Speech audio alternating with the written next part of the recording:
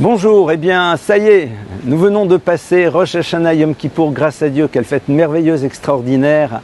Et maintenant nous arrivons en plein dans Sukkot, nous sommes dans ce marathon exceptionnel du début de l'année juive, dans laquelle eh bien, nous avons fait l'expérience de ce jour de Rosh Hashanah, de Kippour et maintenant Sukkot. Sukkot, vous savez, dans la Torah c'est Chag, c'est la fête. Zman Simchatenu, le moment dans lequel, pardonnez-moi, nous sommes dans la joie extraordinaire. Laquelle? Tout d'abord, mais ça y est, c'est bon. Nous avons prié, nous avons demandé à Hachem de nous pardonner, nous avons demandé aux autres aussi de nous pardonner. Nous avons envie d'entrer dans cette nouvelle année avec des énergies nouvelles. Et là maintenant, eh bien, nous allons rentrer dans la Souka.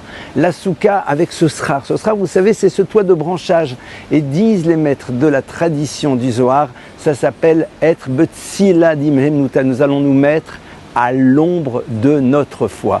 Ça veut dire quoi au fond? Eh bien réfléchissons. Quand nous sommes dans une maison avec un toit bien solide, on se sent un petit peu rassuré, en sécurité. D'abord, les intempéries ne peuvent pas venir et nous déranger au milieu de la nuit.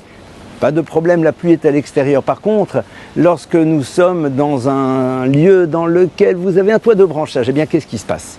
Eh bien tout simplement, la pluie peut rentrer, le soleil y pénètre un petit peu.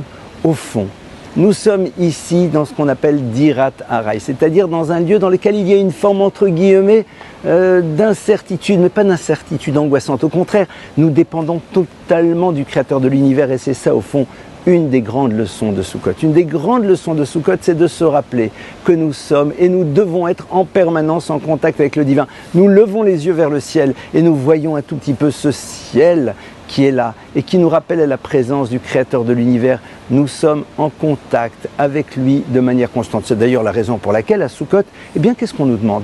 De manger, de boire, de dormir, de discuter, d'étudier dans la Souka, vivre à l'ombre de notre foi. Voilà ce projet exceptionnel vers lequel nous sommes en train d'arriver, alors que cette fête soit pleine de joie dans tous les domaines.